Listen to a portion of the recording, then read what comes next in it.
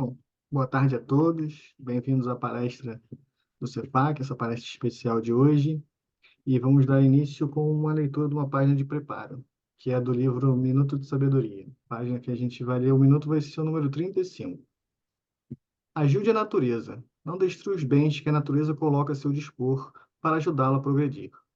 Coopere com as árvores, porque elas cooperam com a sua vida na purificação do ar que você respira. Colabore com a pureza das fontes, porque elas lhe fornecem água para dessedar seu corpo. Auxilie o solo a produzir, para que o pão seja sempre farto na mesa de todos. Ajude a natureza. Então, está aí o começo da nossa reflexão no nosso dia de hoje.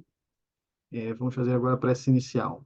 Deus Pai, Deus de misericórdia, agradecemos, Senhor, por mais um dia nesse plano, por mais um dia podermos passar por nossas provas e tentar evoluir um pouco mais.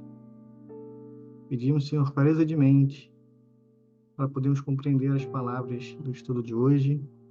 Que o Senhor ilumine a nossa palestrante de hoje, Alzenita, e que os espíritos que a inspiram consigam inspirá-la de forma clara e que consigamos, Senhor, aplicar os ensinamentos no nosso dia a dia. Que seja feita a sua vontade hoje, amanhã e sempre. Graças a Deus. Vou passar a palavra agora aqui para a Alzenita. Fica à vontade, Alzenita. Obrigada. Boa tarde a todos, nessa tarde maravilhosa do dia de hoje.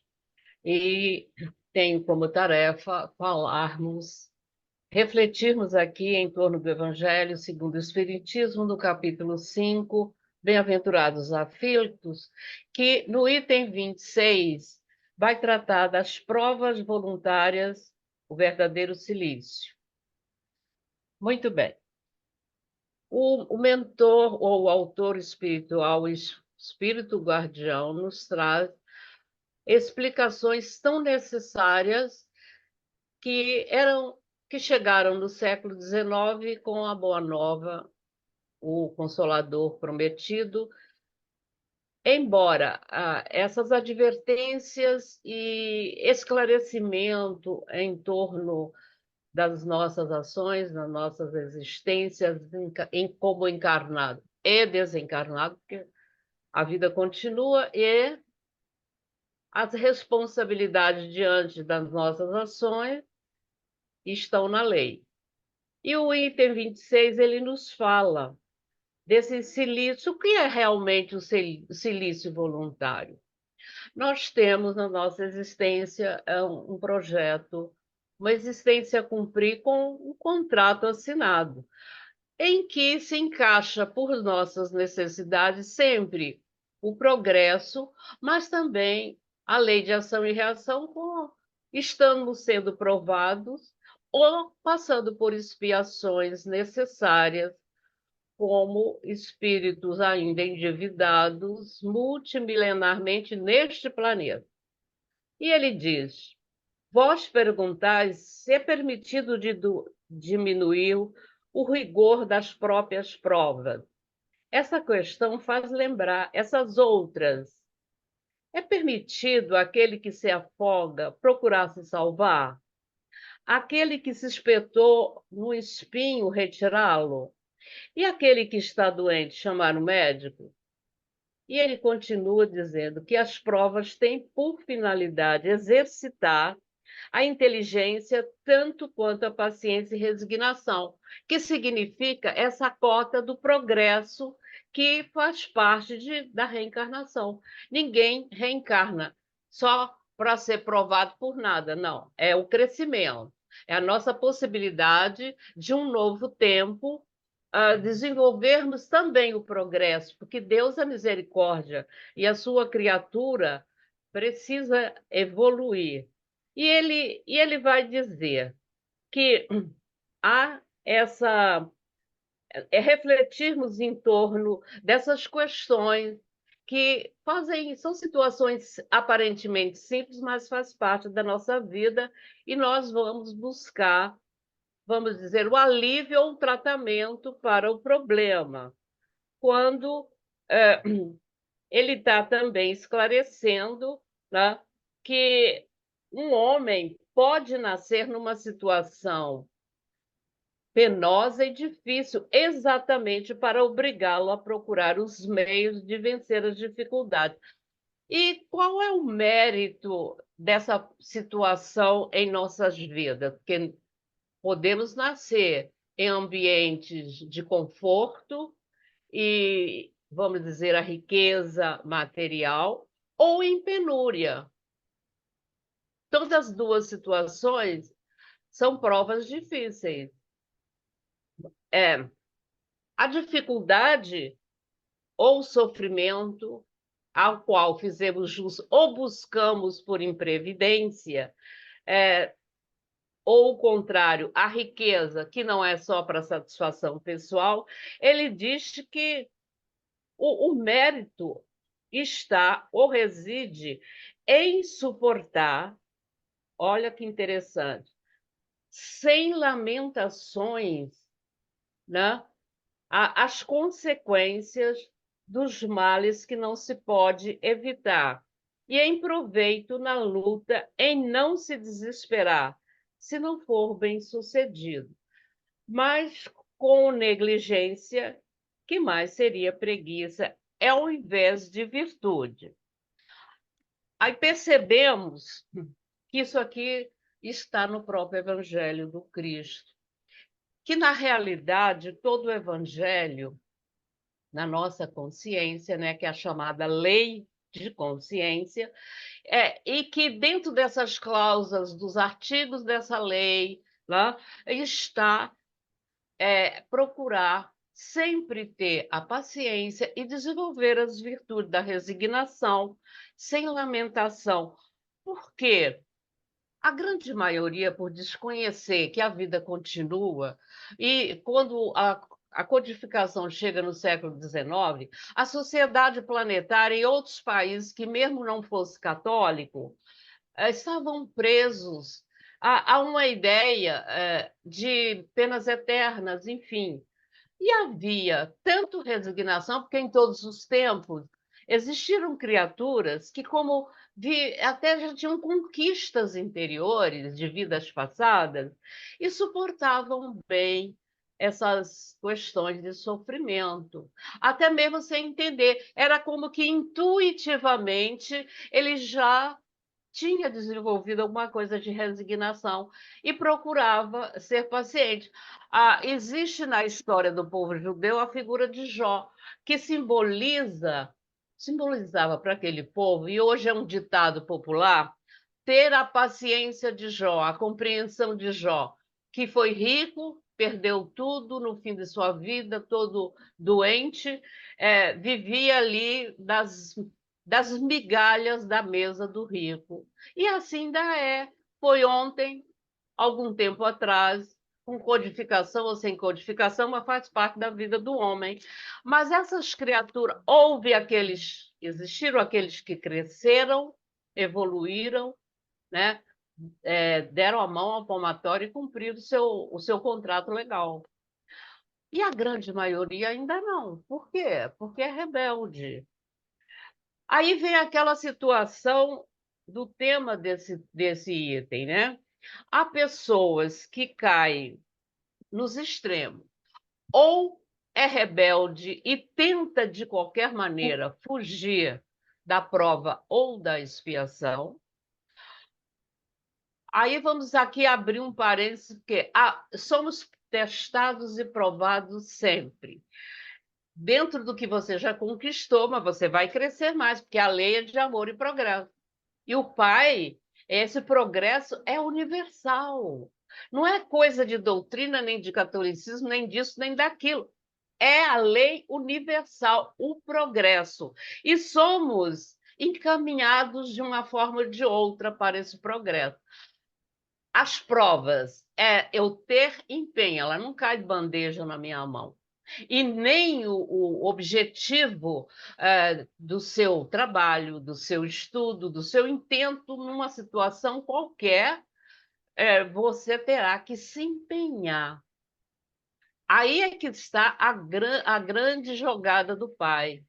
Não é dado a nada de bandeja. Portanto, eu levar à prova com galhardia, com empenho, ser um espírito vigoroso, né? Isso não é para todos. Alguns já fizeram essa conquista, ou acaba caindo a ficha. Agora, o sofrimento, a expiação. A expiação, por que acontece a expiação, dona Eugenieta? A expiação é problema nosso, arrumação nossa. A dor fomos nós que inventamos. Não, Deus não criou a dor, a Deus não criou o pecado, isso foi coisa nossa. Tanto é que há pecado em todos os quilates. Há, inclusive, os crimes brandos, que têm argumento, né? que tem, vamos dizer, a coisa tem o adendo, vai ter ajuda, explicação, atenuantes ou agravantes. Essas duas palavras que consta hoje no Céu e Inferno, no Código Penal da Vida Futura. Mas há os crimes hediondos. Dentro desses crimes, dessas situações, até mesmo os mais brandos, situações, até não da ação em si do homem de roubar, de agredir, de sair fora da lei, de Deus e dos homens. Porque tanto naquele tempo, século XIX, como hoje, no ano 24 do terceiro milênio, as leis humanas, mesmo com suas dificuldades e ainda falhas, mesmo assim não é cumprida pela totalidade da população planetária. As pessoas saem pela tangente. E essa atuação na prática, na materialização, você engendra, arquiteta um plano, um pensamento, uma frase, uma ação. Você materializa pela palavra ou pela ação direta. Agora, praticar essa ação costumar, quer dizer, vamos dizer, ser um ladrão ou ser um difamador. Olha só, meus irmãos, o nosso organismo, a nossa mente, o nosso senso, pelas pequenas conquistas que já fizemos, se eu cometer esse deslize uma, duas vezes, eu não chego a marcar a alma, porque o guia vai ajudar, porque ninguém está sozinho, todo mundo tem uma companhia de mestres que nos acompanham, anjos, amigos, familiares que nos acompanham e nos ajuda. Na advertência, no sonho, usa alguém ao nosso lado com mais bom senso que nós para nos dar o conselho. Mas você teima. Ou você ouve, para, e não chega a marcar a alma. É a ação contínua no deslize que agride a lei, consequentemente, marca teu perispírito.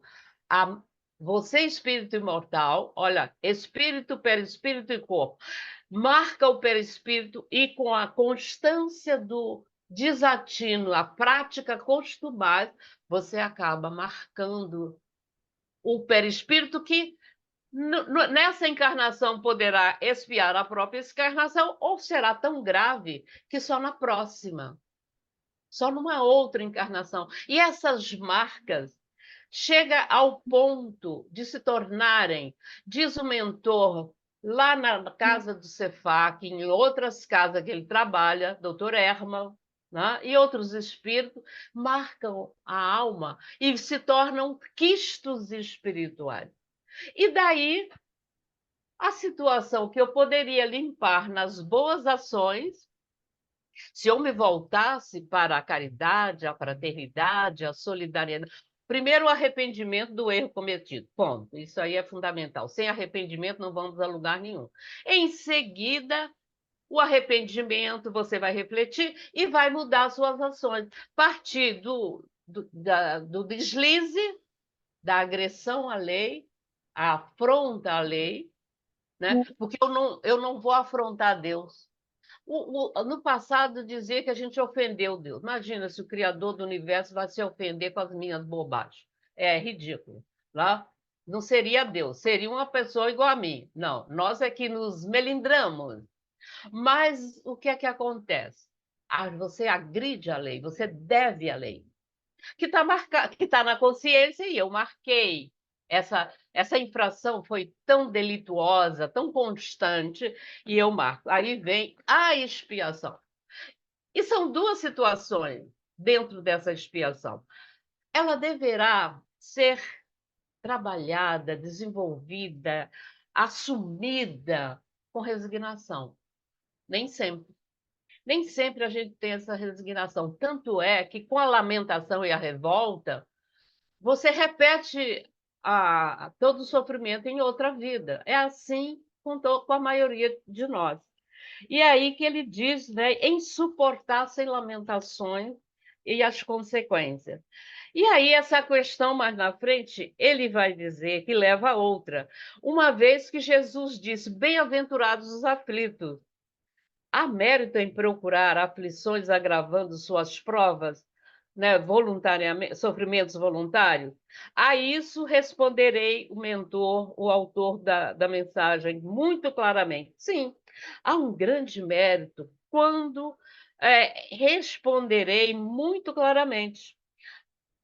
Sim, há um grande mérito quando esses sofrimentos ou privações será em bem do próximo.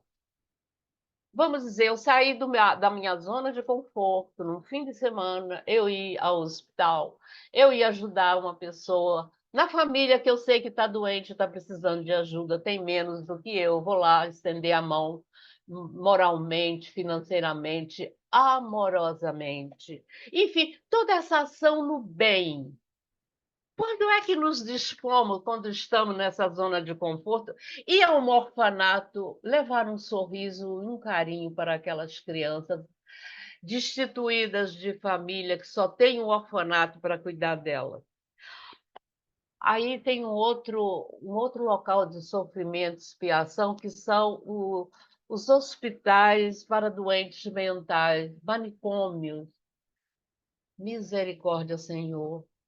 Esse é um local que você só vai lá se você tiver um parente. E se você tiver alguma consideração com ele, porque fora disso, você nem lembra que existem os hospitais, os manicômios. Que hoje a coisa já está bem mais equilibrada e razoável, humanista. Mas a gente sabe de história de manicômio no século XIX, lá no passado distante, que era a casa de horrores. Então, se hoje sabemos do que sabemos, da minha responsabilidade para com o próximo uma prova, é quando eu vou desenvolver a amar a Deus sobre todas as coisas e o próximo como a si mesmo, ao desconhecido, àquele meu irmão em Deus que eu nunca vi, em qualquer trabalho. Por exemplo, de se dedicar ao trabalho mediúnico, mesmo que eu esteja até me sentindo mal-estar, numa situação não muito confortável fisicamente, mas eu faço a minha prece, é meu trabalho, eu me comprometi, eu vou. A gente assinou o contrato de qualquer trabalho, a responsabilidade é grande, a não ser em situações excepcionais. Mas fora disso, vou lá dar o meu passe com empenho, com amor. Quer dizer, dar o melhor fluido, porque você tonaliza o fluido de acordo com o seu sentimento. A gente o direciona, mas ainda tem que jogar esse amor para que realmente surta efeito. Quantas curas num simples passe de salão acontecem? Porque a pessoa mereceu, teve a fé e você se dispôs a dar o melhor de si. Como eu falei das cidades ribeirinhas e às margens do São Francisco, são localidades muito simples e criaturas que ainda no período, na comemoração da Sexta-feira Santa pelos católicos, porque o povo ainda mantém o Cristo na cruz, tira o Cristo da cruz, pelo amor de Deus, e ficam lá numa procissão, se mutilando, se chicoteando. É isso que ele diz aqui. A gente, muitas vezes, as situações de provas ou expiações não são iguais. Não, cada caso é um caso. Cada um segundo a sua possibilidade do trabalho, do que ele suporta. Então, não devemos fazer isso. Agora, por exemplo, século XX para cá, final do século XX e agora, a gente encontra duas situações de sacrifício ou silício. Esse de fazer bem ao próximo, você até carregar um peso a mais para fazer o bem, é válido, é meritório. Agora, por vaidade, por egocentrismo, por dificuldade e desconhecimento total, a gente encontra pessoas que vão fazer o baita sofrimento para satisfazer sua vaidade, né? A sua vaidade de hoje há um culto ao corpo muito, muito perigoso. Devemos cuidar de nosso corpo.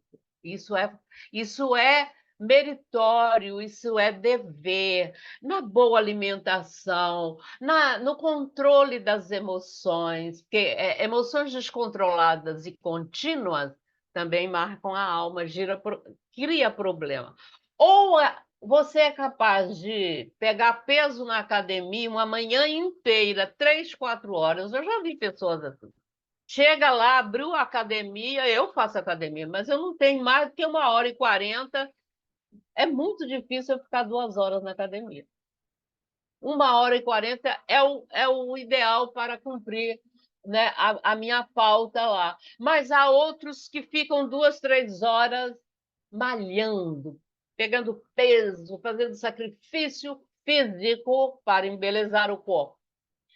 Isso só faz complicar a situação desses irmãos, porque não é esse o projeto, não é o objetivo, não é esse. Nossos corpos não foram feitos para ficar parados, imóveis. Não, não. Ou no berço esplêndido, numa rede, né? Não, não, não, não é. É prestar. A gente tem que dividir nossos horários em trabalho, em descanso. Esse descanso pode ser com uma diversão, dentro de critérios, ou você se dedicar a trabalho. Aí é tudo válido. É preciso movimentar nossas energias que ativarão nossas células para o bem, para uma saúde completa e mental. E aí tem o seguinte: você vai cuidar do corpo lá no sacrifício da academia, mas como é que está seu pensamento, sua emoção? Está controlada?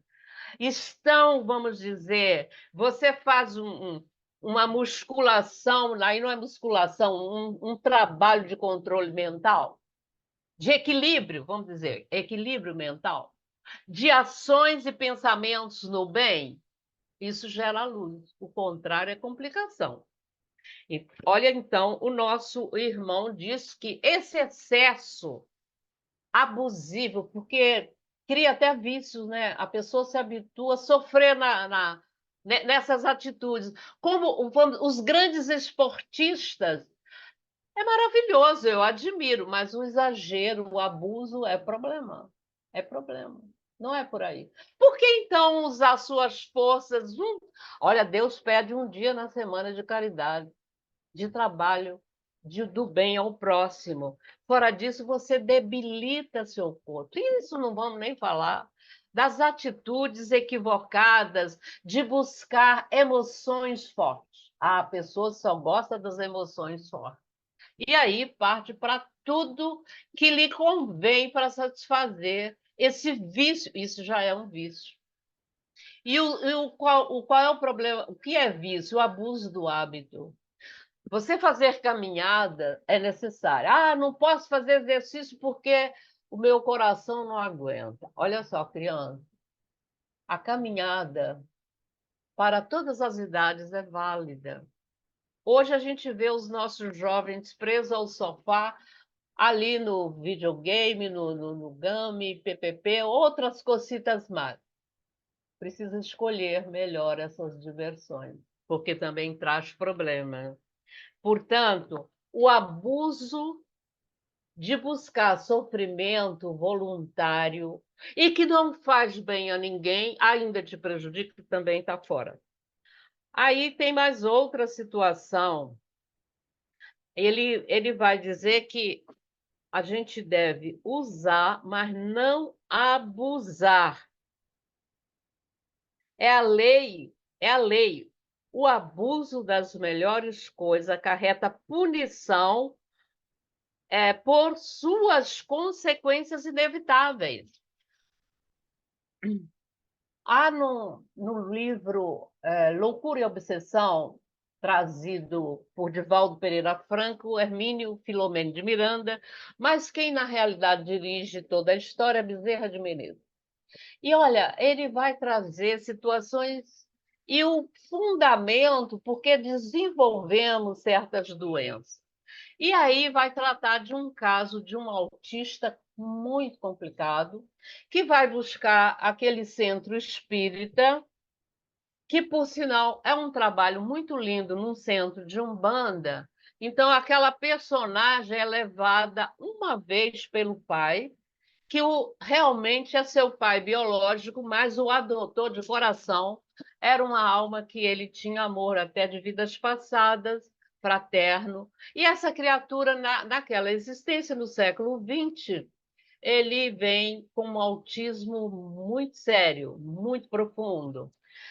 E que foi que esse homem cometeu no passado que gerou essa consequência dessa doença? Ele, em vida passada, ele não matou ninguém, ele não roubou, mas ele era egocêntrico, invejoso. Mas não era aquela inveja, como a gente espírita fala, invejinha branca, verde, amarela. Não, era aquela preta mesmo esquisita, braba, né? E ele invejava pessoas com boas relações, casamentos, amizades realmente fraternas, legais. O que é que ele fazia? Ele tornava-se um íntimo daquela criatura e auscultava e avaliava tudo. E aí ele inventava infâmias e por cartas anônimas ele começava a agredir aquelas criaturas e algumas ele levou ao suicídio. Mas a suicídios tenebrosos, desesperados. E aí você pergunta, mas meu Deus, ele saía da sua casa, participava da vida social daquela localidade, era uma figura conhecida, tida acima de qualquer suspeita, bem vestido, educado, bom falante, mas ele tinha esse sentimento destoante de toda a lei de amor, justiça e caridade. E essa situação gerou, depois do seu desencarne, lógico que sofrimentos dolorosos em áreas do umbral, em que ele era perseguido por muitas dessas almas, e que ele levou ao desencarne e ao sofrimento. Tá? Olha, hoje há aí um canal que está no YouTube, eu não vou citar o nome desse canal, mas em que um grupo completamente dissonante da ética e da moral ataca e agride pessoas, e há pouco tempo teve um suicídio de uma jovem, colocado numa trama de infâmia, uma jovem, muito jovem. A mãe encaminhou cartas pedindo, pelo amor de Deus, pai, isso tudo foi parar no YouTube. O YouTube não é só palhaçada, não, tem muita coisa séria, basta você escolher. E aí a jovem se desencarna. Olha que situação. A plataforma não se desculpou. É uma turma completamente equivocada do que é a lei. E todo mundo vai responder por isso, porque todas essas ações negativas marcam sua alma. E no caso da figura em questão do livro, está lá. Essa criatura agora numa situação de autismo, muito sofrido, ainda perseguido por muitas dessas vítimas, até nessa encarnação do século XX, em que esse centro, amorosamente, até ajudado por Bezerra, vocês não têm noção a quantidade que Bezerra trabalha por aí. Ele e tantos outros, não é só ele, não. E recebeu ajuda, aliviou o processo, diminuiu um tanto a dor, mas não quer dizer que ele esteja curado, né? Aí, nesses casos, ainda há que ter outras encarnações para a limpeza desse perispírito. Agora, ele diz aqui a situação daqueles que se propõe até por um grande esforço, trabalho, até sacrificial, né? Ele diz que é bem diferente o que acontece com alguém que se impõe sofrimento para o benefício do próximo mais próximo. E esse próximo é só encarnado? Não. A gente hoje está, depois da pandemia, a sociedade se recolheu um pouco. Houve até uma melhora na psicosfera do planeta. E muita gente de outras religiões, não é só espírita que trabalha na caridade, outras crenças passaram a trabalhar não só na ajuda material, mas na solidariedade, da conversa e da prece pelos espíritos sofredores. Quando a gente vai, os centros fecharam, a gente fazia um culto em casa. Olha, eu, desde que moro num prédio, eu sempre fiz evangelho, porque já vim para cá e era espírita. Mas, olha, no dia do culto, com a ajuda do seu mentor, eu passei a pedir pelo prédio. Ah, porque eu não sou não sou uma alma como Bezerra que ora pelo mundo e tem essa capacidade, essa potência. Não. Eu comecei a orar pelo próximo, mais próximo, meus vizinhos aqui do prédio. E a coisa a gente percebeu que foi ficando até muito mais legal. Então, ele diz aqui: podemos orar mentalizando. Jesus não falou que dois orando em nome dele, ele estaria irradiando para nós, não é presente, não. Ele irradia até perto, para nós.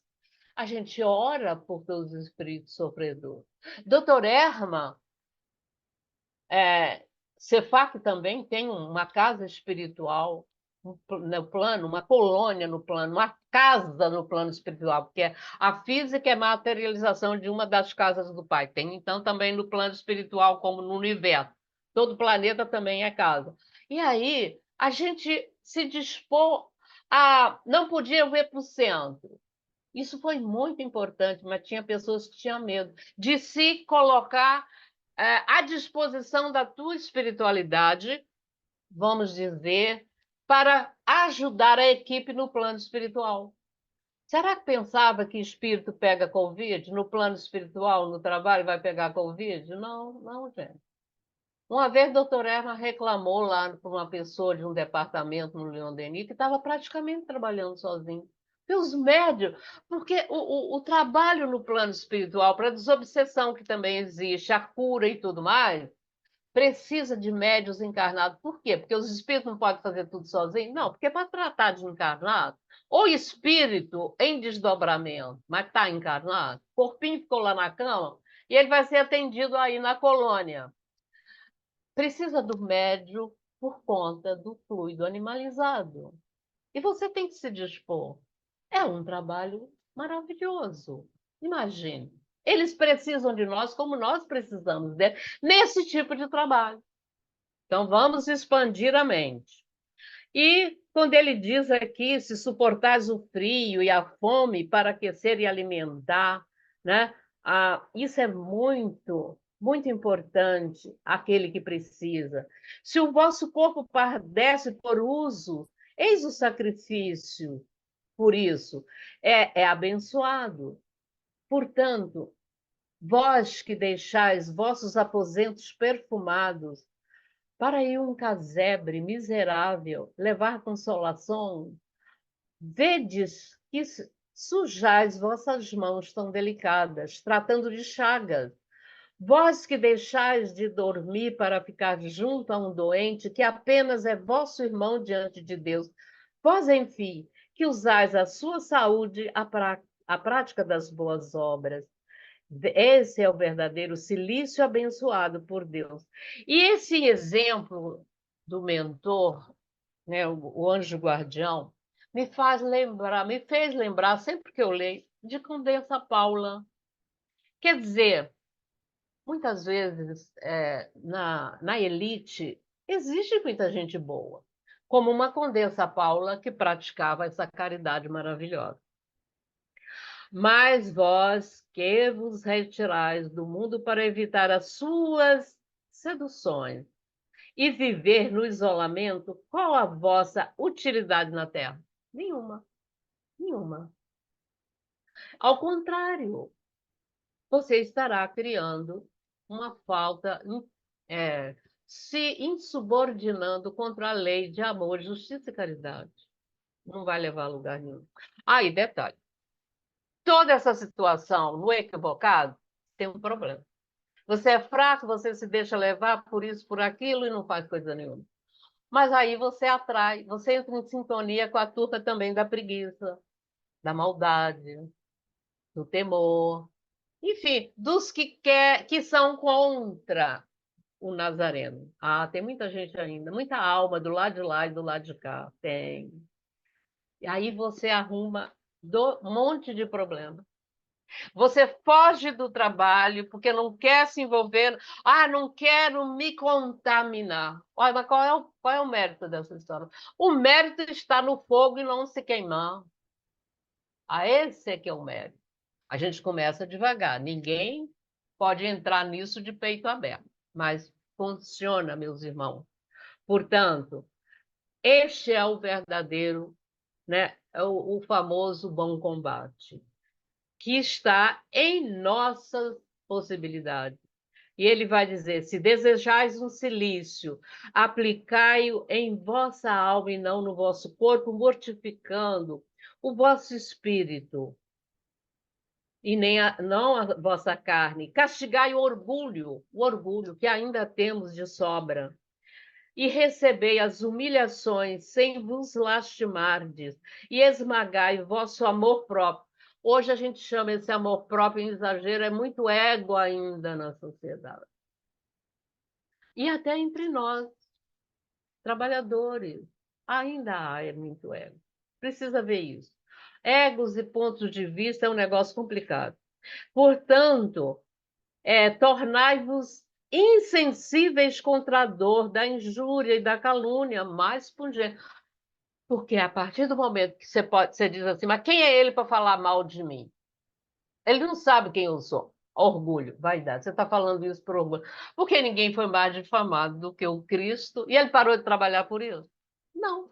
Até o último segundo. Estava lá na cruz e disse: Pai, perdoai-lhes, porque não sabem o que fazem.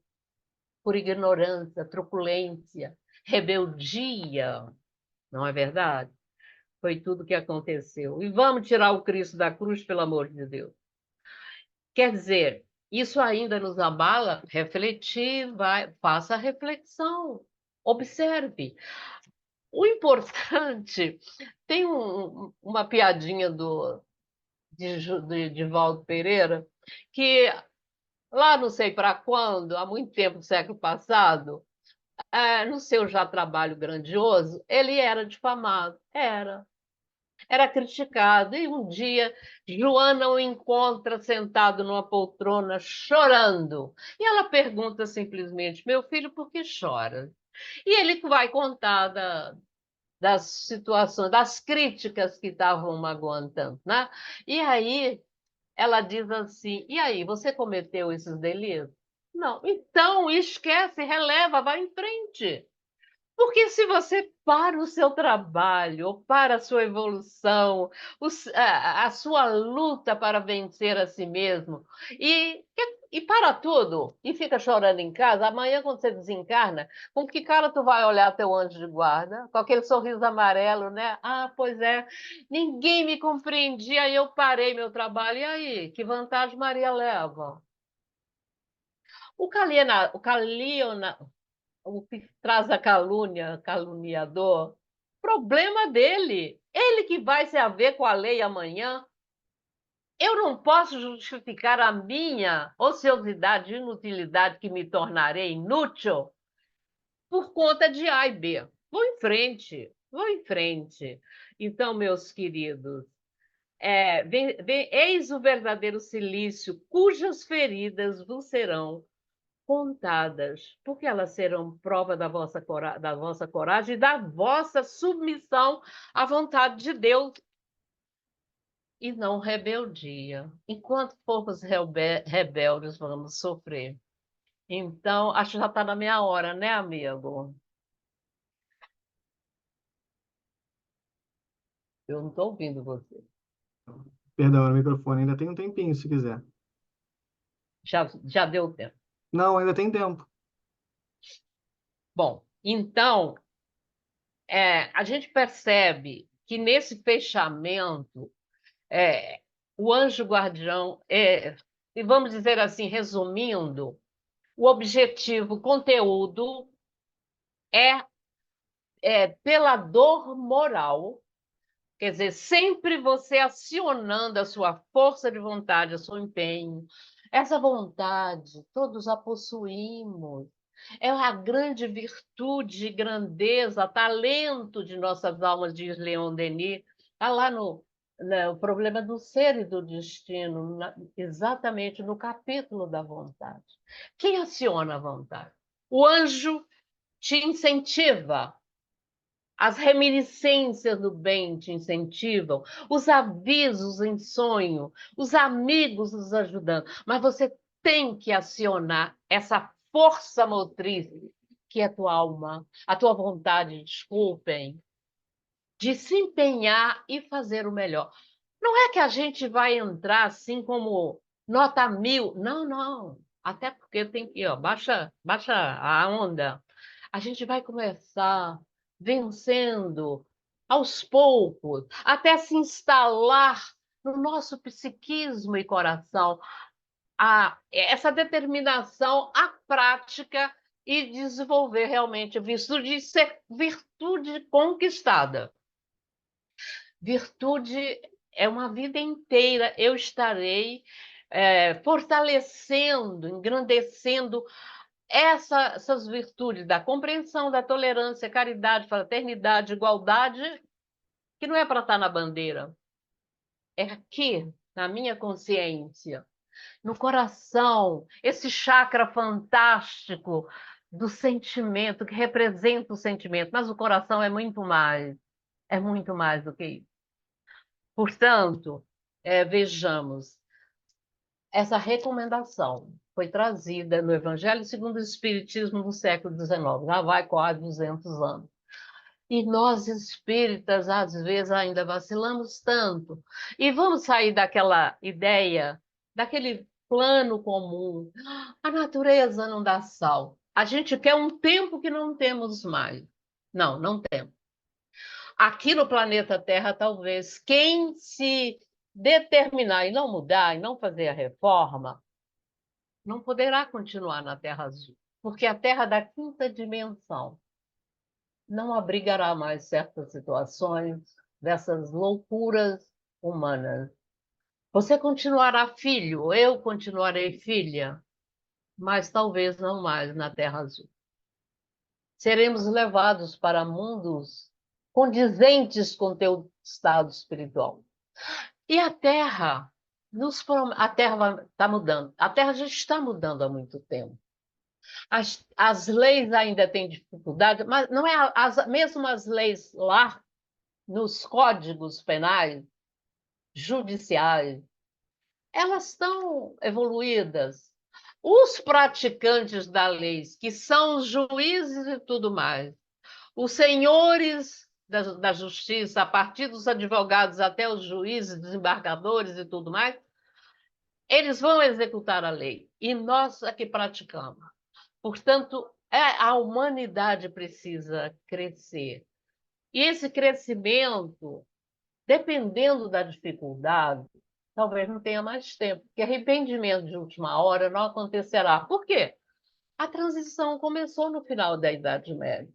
Agora, ela está se efetivando, ainda no tocante a ser uma terra de quinta dimensão e almas que já alcançaram um padrão vibratório para a quinta dimensão, mas ainda estaremos trabalhando por milênios para efetivar a transição. Por exemplo, Capela, há 12 mil anos, entrou no processo. Hoje, 12 mil anos depois, é um mundo de todos. Corpos em matéria radiante.